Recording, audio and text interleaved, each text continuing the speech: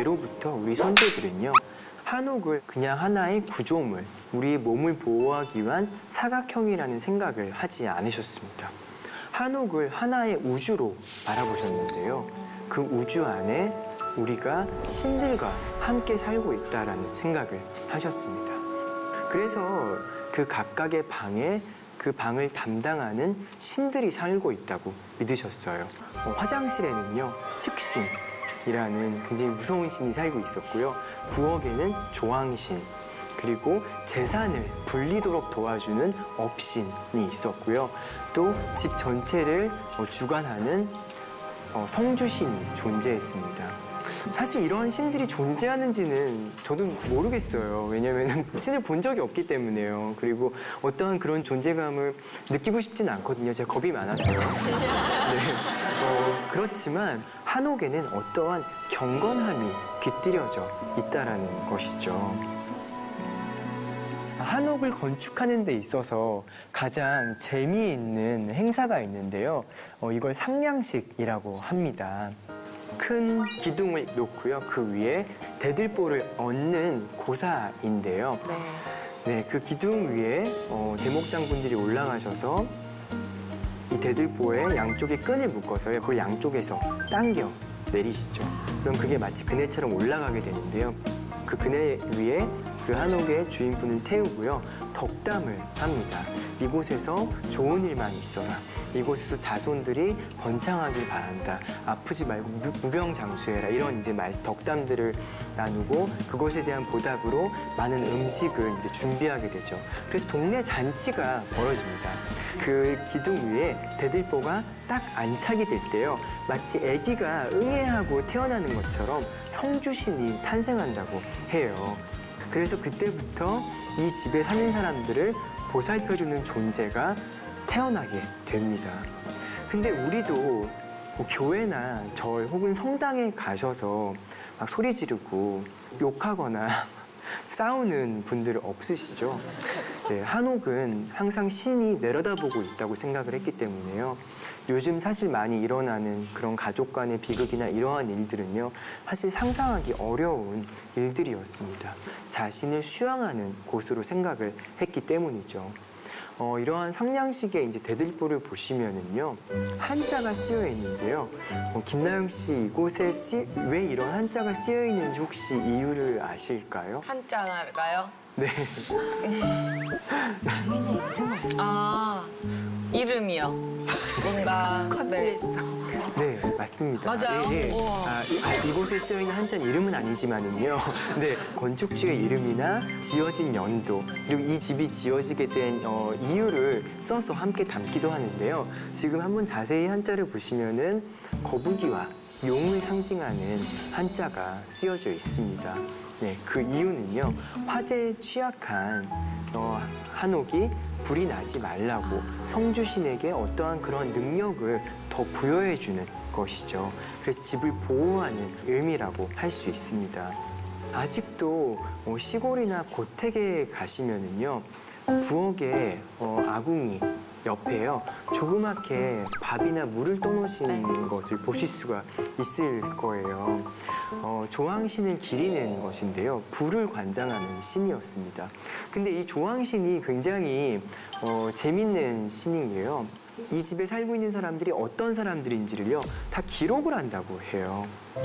이웃에게 얼마나 친절하게 많이 베풀었는지, 부모에게 얼마나 잘했는지, 자식을 잘 가리키고 있는지, 혹은 바람을 피지는 않는지, 네, 이러한 모든 것을 기록했다가요, 음력 12월 23일 날 옥황상제에게 올라가서 이 모든 것을 보고했다고 합니다. 그래서 그것을 보고 이 사람에게 벌을 내릴 것인지, 복을 내릴 것인지, 혹은 죽어서 지옥에 갈 것인지에 대한 판단을 내렸다고 해요. 그렇기 때문에요, 부엌에서는요, 함부로 옷을 벗지도 않았고요, 옷을 갈아입지도 않았고, 욕을 하지도 않고, 큰 소리를 내지도 않았다고 합니다. 근데 혹시라도 자기가 은연중에 욕이 나왔다거나 입에서 부엌 앞에서 했을 경우에는요, 부엌 아궁이에 엿을 발라놨다고 해요. 왜 그랬을까요? 말하지 네, 말아달라고. 말하지 말라고요. 엿을 먹은 조항신이 옥황상제에 올라가서 입이 붙어버리라고요. 네. 네. 혹은 조항신이 엿에 발바닥이 달라붙어서 하늘로 올라가지 못하도록 그걸 붙잡는 역할로서 그 엿을 되게 재밌다. 발라놓았다고 합니다. 네, 그 다음은 화장실에는요. 처녀 귀신이 살고 있었다고 해요. 굉장히 좀 무섭죠. 저도 사실 이 얘기를 듣고 고택에서 화장실을 잘 못 가겠더라고요. 예, 머리를 풀어헤치고 흰 소복을 입고 있는. 근데 그 흰 소복이 되게 지저분하다고 그래요. 화장실이니까 지저분할 수밖에 없겠죠. 그리고 햇빛도 들어오지 않는 화장실에서 혼자 자기 머리카락의 개수를 센다고 합니다. 네. 그러다가 갑자기 누가 화장실 문을 팍 차고 들어온다거나 아니면은 노크하지 않고 확 열면은요 그 처녀 귀신이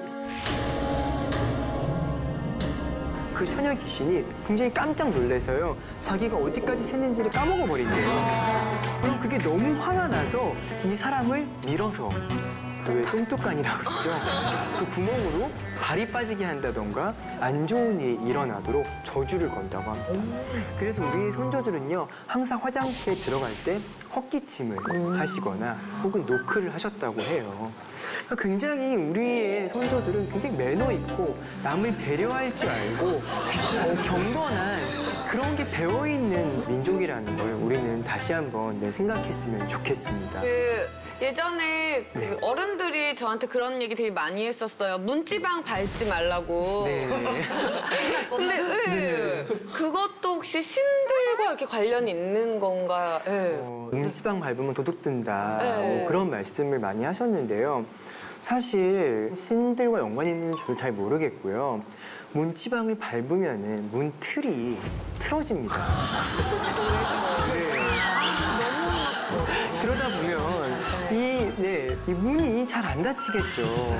그래서 저도 사실 저희 한옥을 출입하는 저희 조카나 혹은 많은 사람들에게 문지방을 밟지 말아달라는 부탁을 드리거든요. 그 이유는 저는 어떠한 신에 대한 존경심보다는요 문틀이 망가지는 게 굉장히 두려워서 그러한 좀 요청을 드리고 있습니다. 네. 제가 저희 할머니한테 들었는데 자꾸 문지방을 밟으면 자기 집이 낮아져서 아무나 쉽게 들락날락 할 수 있으니까 집을 좀 생각하는 마음에 밟지 말라고 하셨어요. 그래요.